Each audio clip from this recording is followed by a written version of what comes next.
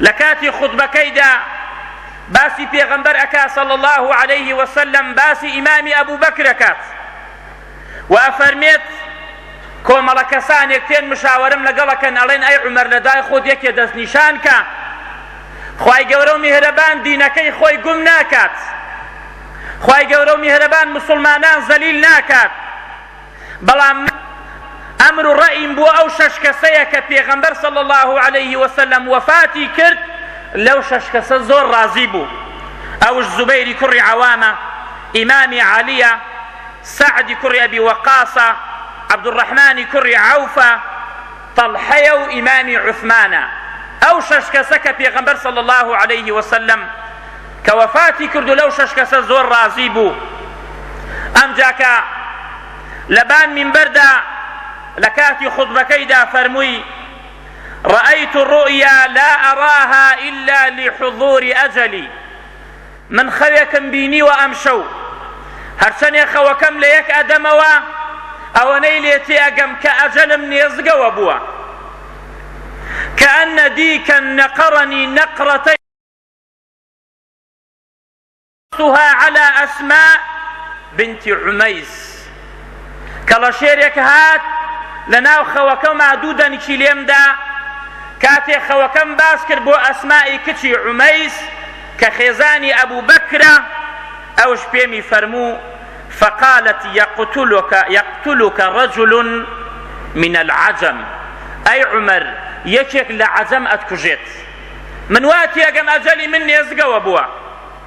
إمام عمر كاتي طواوا بيت لخطبة كيدا وكو إمام بخاري بو من روايتك روجي كان لنيوجي بياني دا نيوج أكات أغلب بيانان سورة يوسف أخن يا أوتا سورة النحل أخن ليكم ركاتا بۆ ئەوە یەکەم ڕکات درێژ بێت هەندێک کەس ئەگەر جێماون بێن بگەنە نوێژە.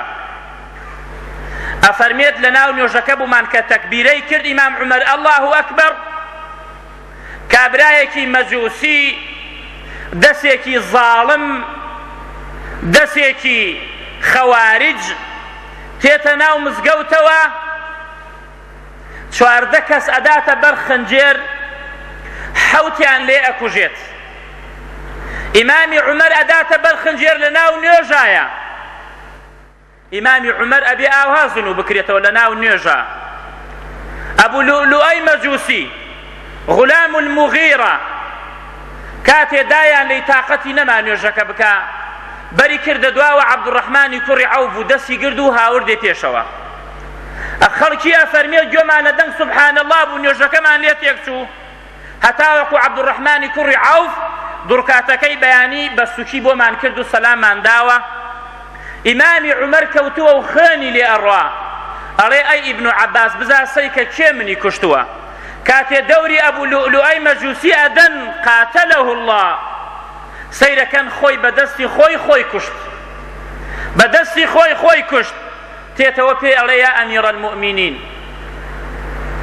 غلام المغیرە ئەبوو لؤلؤە قال قاتله الله لقد أمرت به معروفا. خو من أو روجا بينيم قسي خيرا بوي كرت بوي لمن كرت.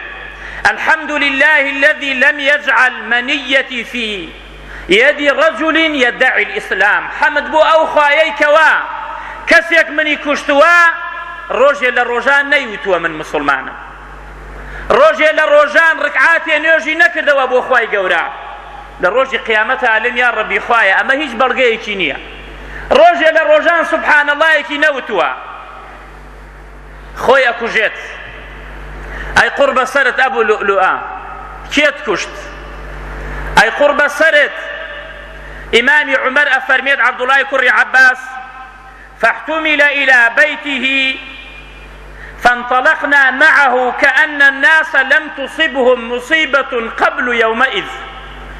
همو شاري مدينة وينزاني قورترين مصيبت أما قد مصيبتي واتوشا نبوة دصال خليفي مسلمانان با عدلو دار پروريد آوها بيت همو خلقي ليت رازي بيت ئێستاکە بیدەنە بەر خەنجێر و بیکوژن ئەبێ حاڵی مسلمانان چۆن بێت.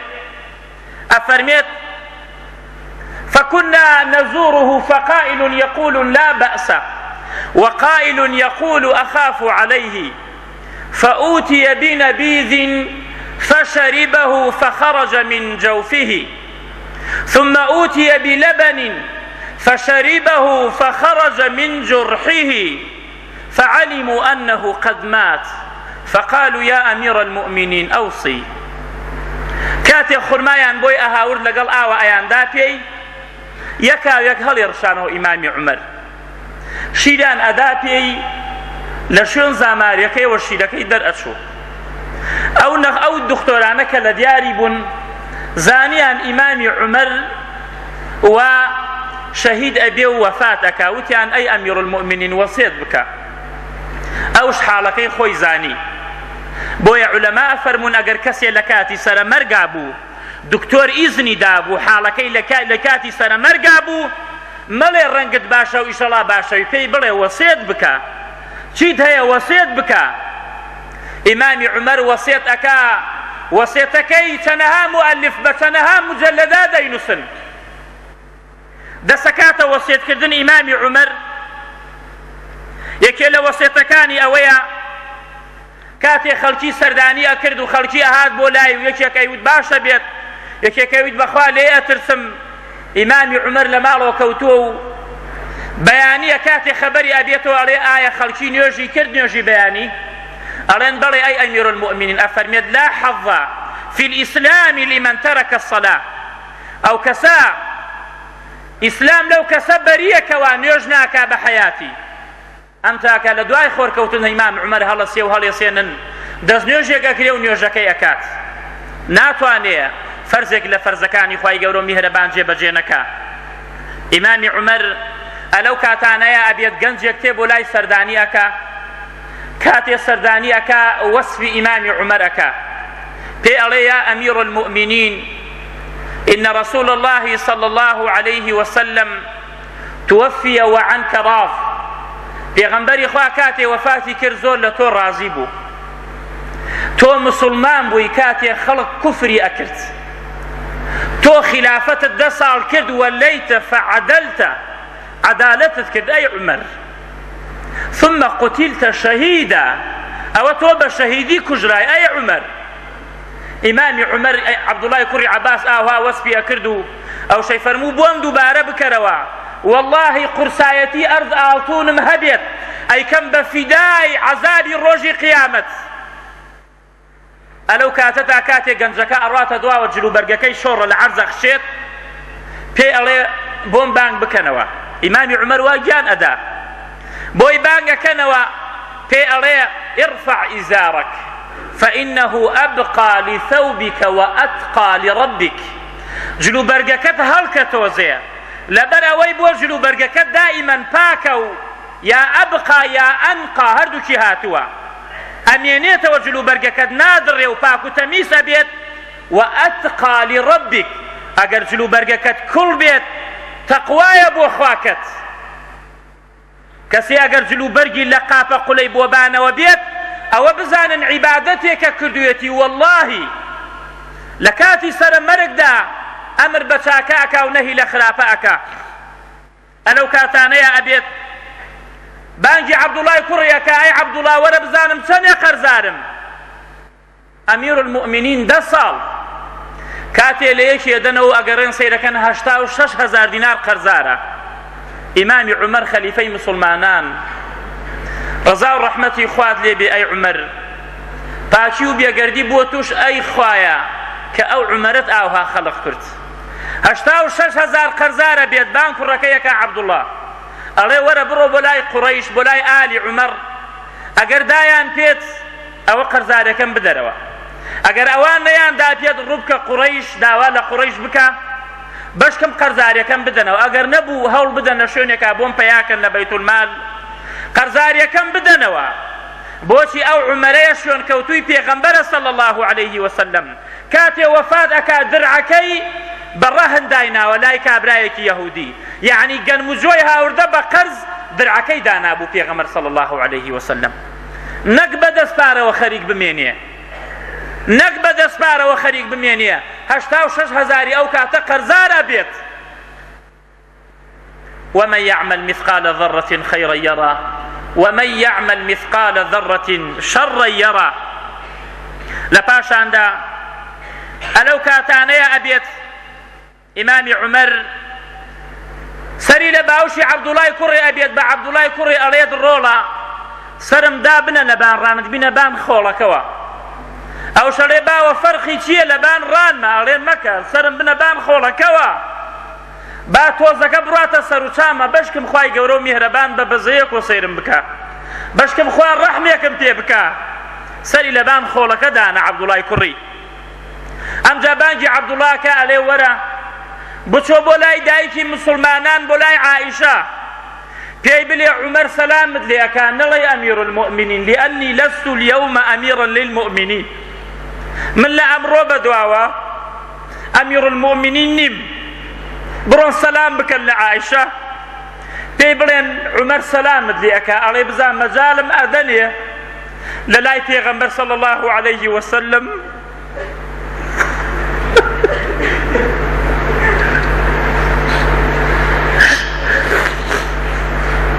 عەبدوڵای کوڕی ئەفەرمێت کاتێ چوومە لای عائیشە ئیزنم وەرگرت و سەیرەکەم دانیشتە و ئەگرێت وتم عومەر سەلامت لێ ئەکا. ئەڵێ بزا ئیزنم ئەدەی لە لای هەردوو هاوڕێکەم بمنن؟ عائیشە ئەفەرمێت وەڵڵاهی ئەو شوێنەم بۆ خۆم دانابوو، بەڵام عومەر زۆر عەزیزە لە لای من، عومەر زۆر خۆشەویستە لە لای من.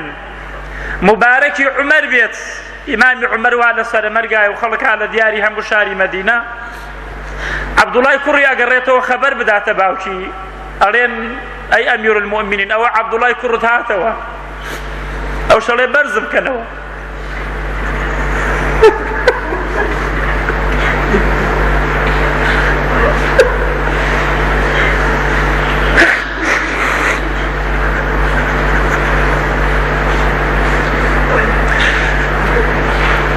کاتێ بەرزی ئەکەنەوە ئەڵێ بڵێ کوڕم چیت پێیە؟ ئەلێ ئەی باوەگیان ئەوەیە کەوا تۆ پێت خۆشە. لیسانی مەقالی عومەر ئەوەیە کە ئەڵێ ئێساکە ئەلقا محەممەدەن ئێستاکە ئەلقا ئەحیبە محەممەدەن وەحیزبە. بەڵام لیسانی مەقالی وایە ئەفەرمێت وەڵڵاهی گەورەترین هەموو غەمی من ئەوە بوو کە لە لای پێغەمبەر صلی الله عليه وسلم بمنن.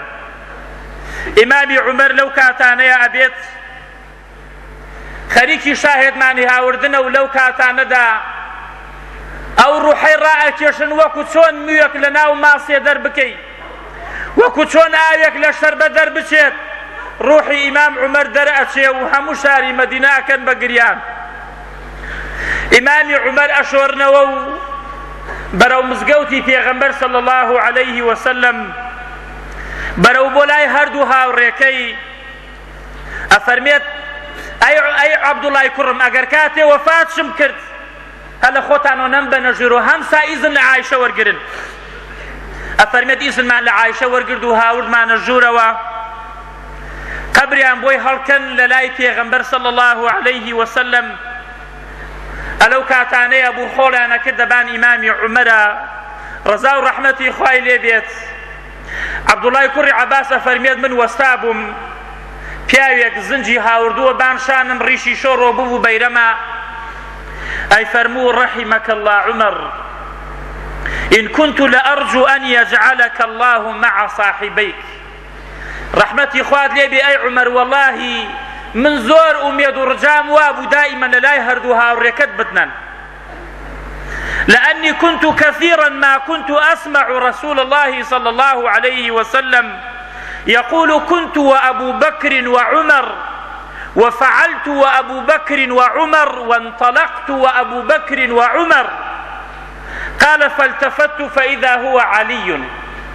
عبد الله كري عباس أفرميت أو كاون بيني وايا ودعاء خيري بو إمامي عمر أكرت. أي فرمو والله زور رجام وابو تولى لاي پیغمبر صلى الله عليه وسلم وهاوريكي بنري بزول لبروي من زور جملة پیغمبر أبو صلى الله عليه وسلم. أي فرمو من اوهام کرد ابو بکر و عمر لەگەڵ مابوون، من دەرچوم لە ماڵ ئەبوو بەکر و عمر لەگەڵ مابوون، من ئەو ئیشەم کرد ئەبوو بەکر و عمر لەگەڵ مابوون. ئەوە ڕجای من هاتە دی عەبدوڵای کوڕی عەباسە فەرمێ بەرم کردە داوەسەیەکەم ئیمامی عەلیە کاتێ وەفاتەکە ئیمامی عومەر شەهید ئەبێت ڕەزا و ڕەحمەتی خوای لێ بێت وەکو چۆن ئێمە لەسەر ئەرزەوە ئەستێرەکان ئەبینین چەند بچکەڵەیە ئاوها لە بەهەشتا ئیمامی ئەبوبەکر و عومەر ئاوها مەگەر ببینین ئێمە لە بەهەشتا خوای گەورە و میهرەبان بکاتە قسمەتمان بۆیە عائیشە ڕەزا و ڕەحمەتی خوای لێ بێت دایکی مسلمانان ئەفەرمێت والله کاتێ ئەچوومە ئەو ژوورەوە کە پێغەمبەر صلی الله عليه وسلم و ئەبوبەکر لەوێ لە قەبر نراون هەر بە پۆشاکێکی ئیحتیادیەوە بە لەفشێکی ئیحتیادیەوە ئەچوومە ژوورەکەەوە و سەلامم لێیان نەکرد ئەموت ئەوە یەکێکیان پیاومە یەکێکیانش باوکمە بەڵام والله کاتێ عومەر شەهید کرا و هاوردیان نایان نەهاتوومە ژوورەوە ئیلا بە خیمارەوە حەیاء من عومەر زۆر شەرمم مەکرد لە عومەر شەرم بکا لە کەسێکی مردوو ئەو ئافرەتە دایکی ئیمانداران شەرم بکا لە کەسێک کە مردوو بێت ئەی کوا مسلمانانی ئێستا کوا ئەو ئافرەتانەی ئێستا خۆ ئەو خەڵکە نەمردووە وا لە خۆیانەکەن